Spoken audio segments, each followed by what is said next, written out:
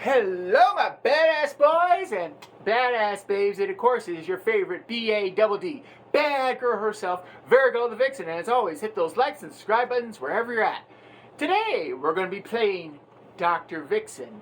And for those of you who don't know what Dr. Vixen is kind of my version of Ann Landers with a darker, twisted sense of humor. All right. So basically, you know how people write into those advice columns or people who call in or whatever, but they're seeking advice, and well, maybe I listened to a few people's problems and I came up with my own ways to deal with them, and I got them right here in my nice little book.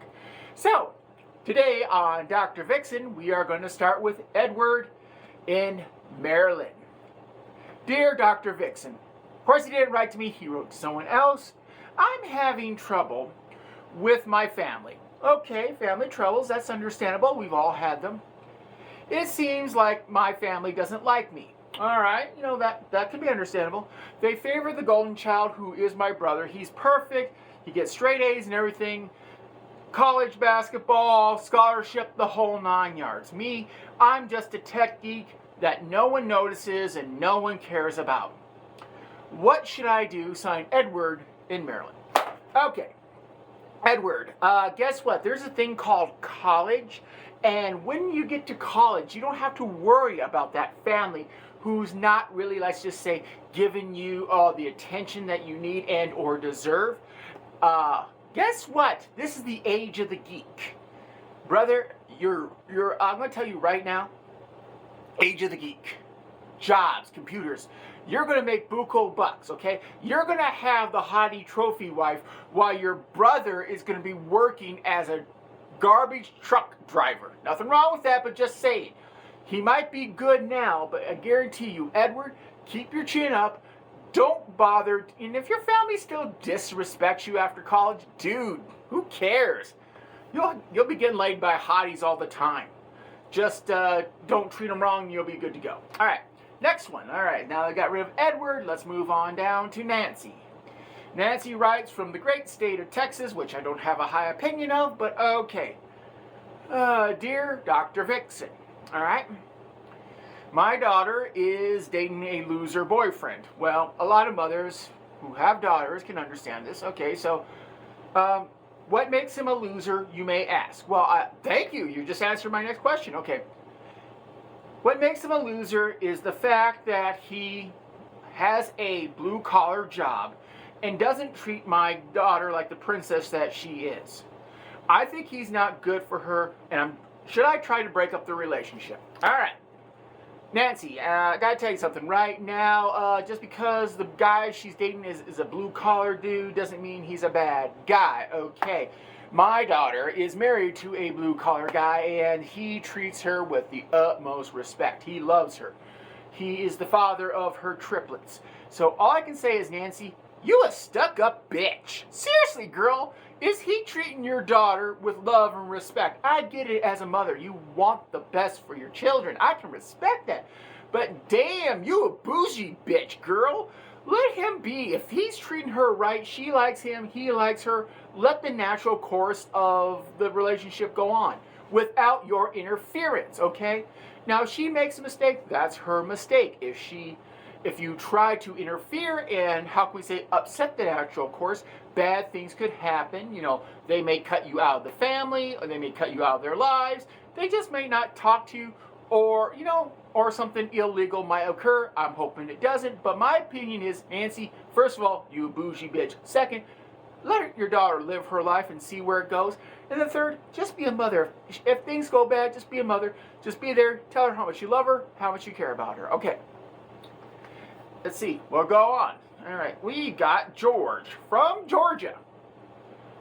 Dear Dr. Vixen, I'm a single man who can't find a date. All right. I have tried everything to try to get a woman's attention. I've tried working out. I've tried losing weight. I've tried, what is that word? Growing a mustache? Oh, I don't know why, but okay, so you want to grow a mustache? Okay. I have tried many different things to attract a potential girlfriend.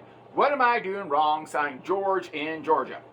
All right, George, how do I want to put this carefully? If you're doing all these things, if you're dressing nice, you're losing weight, you decide to go with the mustache, which I don't know why, but okay, cool. So I have to see a picture to judge whether or not the mustache is good or not. But, George, have you ever thought about maybe it could be you in this equation?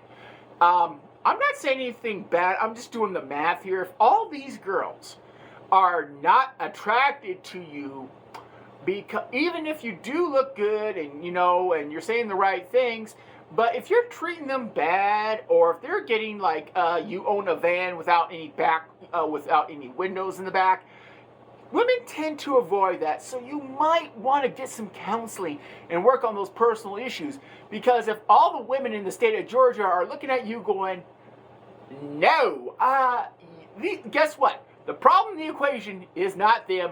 It's you. So you might want to work on that.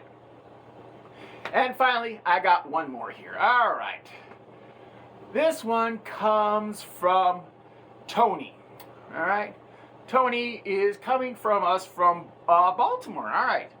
Dear Dr. Vixen, I am a 28-year-old woman, successful, have a great boyfriend, great apartment. We have what we call the considered perfect relationship. All right, so what the hell are you writing in? You're just admitting you have the perfect relationship. But, okay, here comes the, as they say, here comes the romp.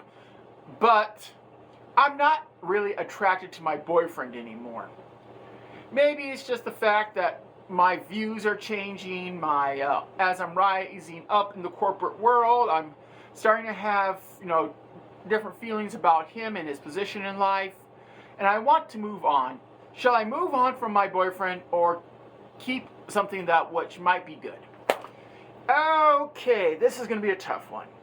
When it comes to affairs of the heart, usually it's one or, but in this case, it's one or. You got to pick a lane, okay? You can't flip-flop, okay? It's not good for you. It's not good for the person.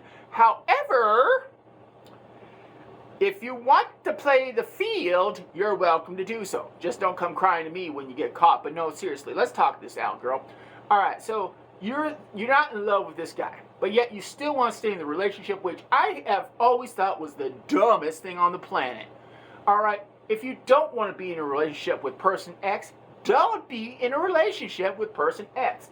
I don't care what this person says, your mommy, your daddy, your siblings, your boyfriend, your girlfriends, their families, or your best friends. Who cares? Point is, guess what? It's your life. Live it however you want. If you want to live in a meaningless existence with this guy, hey, cool, great. That's all on you. If you want to dump him and start playing the field, God bless you. I salute you.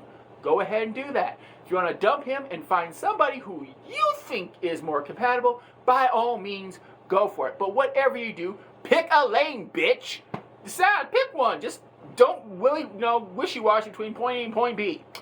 All right, so that ends today for Dr. Vixen Part 3. Hopefully you got a little bit of wisdom, a little bit of sarcasm, and some knowledge. Well, of course, as always, who's your Vixen and bye-bye.